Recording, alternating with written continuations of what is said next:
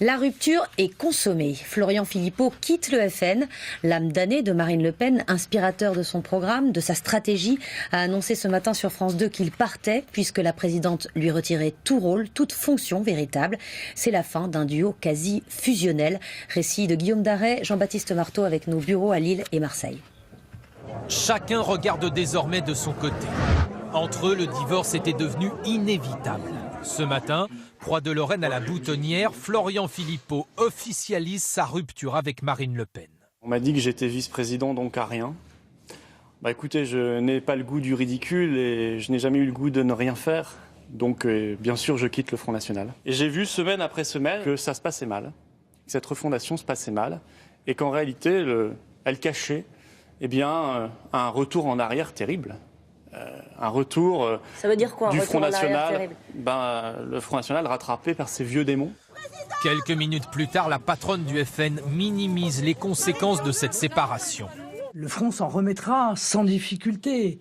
Car il y a, oui, je crois, sans difficulté. Alors, tous ceux qui ont souhaité ont pris cette route-là et mené une aventure solitaire, ont disparu. Ça a été le cas de Bruno Maigret, ça a été le cas de Karl Lang, et je pense pouvoir vous dire que ce sera le cas de Florian. Florian Philippot a été jugé en partie responsable de l'échec de la présidentielle. Au cœur des déchirements notamment, la sortie de l'euro, contestée par beaucoup en interne et qui effraie une partie de l'électorat, notamment retraité.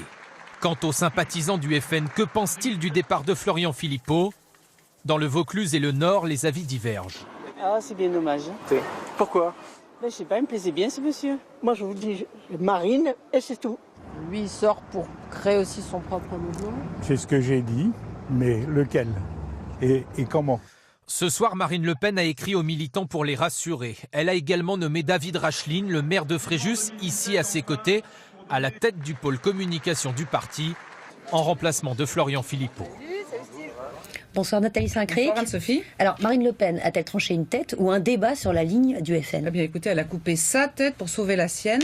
Florian Philippot, c'est le fusible qui paie pour une campagne ratée, le naufrage du débat présidentiel. Marine Le Pen est contestée dans son camp. Elle est fragilisée dans son électorat, dont une partie se demande si elle est vraiment à la hauteur. Alors pour rester chef, elle pratique un sacrifice.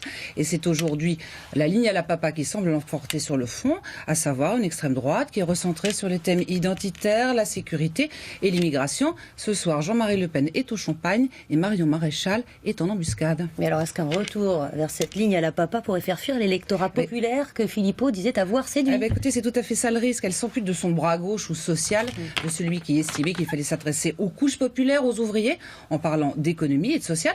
Celui qui considérait aussi qu'il fallait manifester contre la réforme du Code du travail, malgré les consignes du Front National. Et d'ailleurs, il y en a un qui ne s'est pas trompé, c'est Jean-Luc Mélenchon. Écoutez, ce matin, il n'a pas perdu une seconde. On l'écoute. C'est un parti qui ne sert à rien. Et les gens qui étaient très fâchés, mais pas fachos, je leur dis maintenant, tournez-leur le dos et venez avec nous, parce que nous, on défend les salariés. Alors vous voyez, si Marine Le Pen ce matin l'a traité de ceux de vautours, c'est qu'elle sait bien que les vautours, ça tourne quand il y a de la décomposition dans l'air. Merci beaucoup Nathalie.